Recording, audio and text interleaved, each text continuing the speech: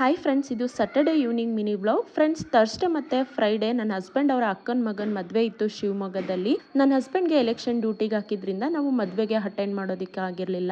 ಹಾಗಾಗಿ ಇವತ್ತು ಸಂಜೆ ಬೆಂಗಳೂರಿನಲ್ಲಿ ಅವರು ರಿಸೆಪ್ಷನ್ನ ಆರ್ಗನೈಸ್ ಮಾಡಿದ್ರು. ಸೊ ರಿಸೆಪ್ಷನ್ಗಾದರೂ ಅಟೆಂಡ್ ಆಗೋಣ ಅಂದ್ಬಿಟ್ಟು ನಾವಿಬ್ರು ಈಗ ರೆಡಿಯಾಗಿ ಹೋಗ್ತಾ ಇದ್ದೀವಿ.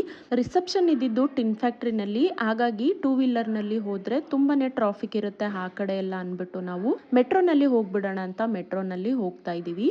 ಮನೆಯಿಂದ ಆಟೋನಲ್ಲಿ ಹೋಗಿ ಅಲ್ಲಿಂದ ಮೆಟ್ರೋನಲ್ಲಿ ಹೋಗ್ತಾ ಇದ್ದೀವಿ. ನಾವೀಗ ಟಿನ್ ಫ್ಯಾಕ್ಟ್ರಿ ರೀಚ್ ಆಗಿದ್ದೀವಿ. ಟಿನ್ ಫ್ಯಾಕ್ಟ್ರಿಯಿಂದ ಒಂದು 10 ನಿಮಿಷದ ವಾಕೇಬಲ್ ಡಿಸ್ಟೆನ್ಸ್ ಅಷ್ಟೇ ಪಾರ್ಟಿ ಹಾಲ್ ಇದ್ದಿದ್ದು. ಹಾಗಾಗಿ ನಡ್ಕೊಂಡೆ ನಾವು ಪಾರ್ಟಿ ಹಾಲ್ನ ರೀಚ್ ಆದ್ವಿ. ಅಷ್ಟರಲ್ಲಿ ನನ್ನ ಹಸ್ಬೆಂಡ್ ಅವರ ಮಾವ ನಮ್ಮನ್ನ ಹುಡ್ಕೊಂಡು ಅಡ್ರೆಸ್ ಗೊತ್ತಾಗಲ್ಲ ಅಂತ ಕರ್ಕೊಂಡು ಹೋಗೋದಕ್ಕೆ ಬಂದಿದ್ರು.